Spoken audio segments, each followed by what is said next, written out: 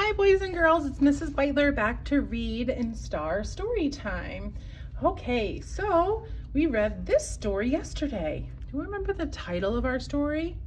It is one word. It says rain. Let's read it together. Ready? Rain. And Manya Stojek is the author and the illustrator of the story. So that means she wrote the words and drew the pictures in the story. All right. So in this story, the animals use their senses to tell about the rain. So I want you to tell somebody that's in the room with you, what happens when it rains? Right, water comes from the clouds when it rains. And then today when we read this book about rain, we saw what happens when it rains on the hot African plain. So today when we read this story, you will all make the sounds that the animals and the rain make. When we make the sounds from the story, we will use our ears to hear the sounds. Okay. We see our title here again. It says Rain, written and illustrated by Manya Stojek. Okay. It was hot. Everything was hot and dry. The red soil was hot and dry and cracked. A porcupine sniffed around. It's time, she whispered. The rain is coming. I can smell it. I must tell the zebra. Can you sniff like a porcupine? Right, a porcupine would use its nose to smell something, right? It sniffed.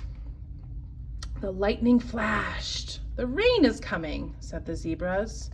Porcupine can smell it. We can see it. We must tell the baboons. Thunder boomed. Can you make a boom sound? Boom, it boomed. The rain is coming, cried the baboons. Porcupine can smell it. The zebras can see it. We can hear it. We must tell the rhino. A raindrop splashed. The rain is here, said the rhino. Porcupine smelled it. The zebra saw it. The baboons heard it. And I felt it. I must tell the lion. Can you guys what would it sound like if rain was splashing, right? Splash, splash, splash, splash, splash, splash. Or like this. Can you make the raindrops sound? Good job. The lion spoke in a deep purr. Could you purr like a lion? Or a purr. Purr.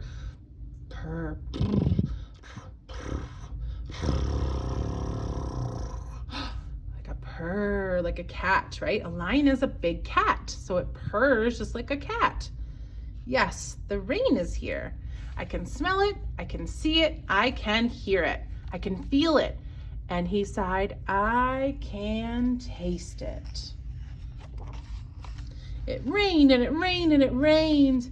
It rained until every river gushed and gurgled, and it rained until every water hole was full.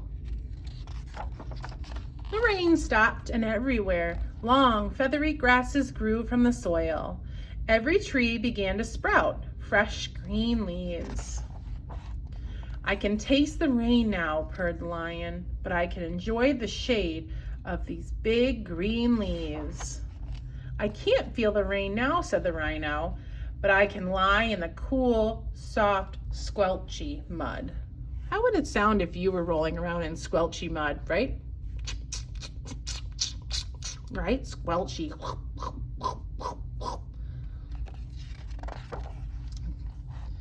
We can't hear the rain now, shouted the baboons, but we can eat fresh, juicy fruit from the leaves. Can you pretend to be eating a piece of fruit? How would it sound if you were eating a fresh piece of juicy fruit? We can't see the rain now, said the zebra, but we can have a refreshing drink from the water hole. How would it sound if you were drinking from a water hole, right? Right? Yeah, zebras they're using their tongue to drink up the water from the water hole.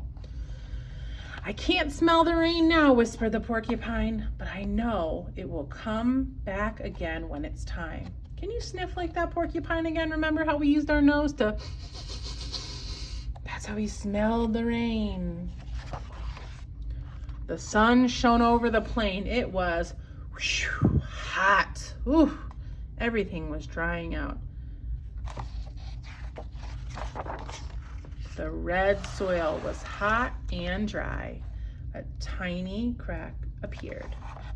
The end. Okay, boys and girls, that is the end for our story, Rain, and we will see you tomorrow with a new story. Bye.